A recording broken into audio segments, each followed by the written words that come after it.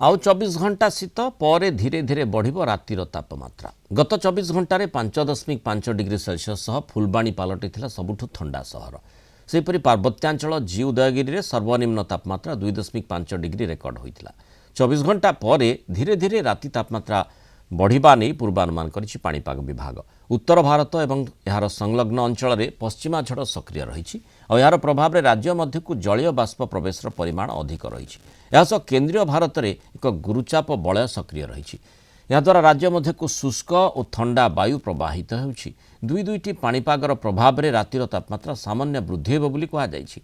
काली शीत लहरी पई 8 जिला को येलो अलर्ट जारी होइछि। पिछले 24 घंटों के दौरान ओडिशा राज्य में ड्राई वेदर प्रिवेल हुआ है। सबसे कम minimum temperature 5.5 degree Celsius Kandhamal district के फुलवानी स्टेशन पर दर्ज की गई है। ओडिशा के ऊपर मिनिमम टेम्परेचर 9 रेंज में रहा और 2 स्टेशन से फॉग रिपोर्ट किया गया है। सबसे कम विजिबिलिटी 400 मीटर फुलवानी में दर्ज की गई है। 17 जनवरी से 21 जनवरी तक आइसोलेटेड पॉकेट्स में शैलो टू मॉडरेट फॉग होने की संभावना है। 18 जनवरी से 21 जनवरी तक में शैलो टू मॉडरेट फॉग होने की संभावना है।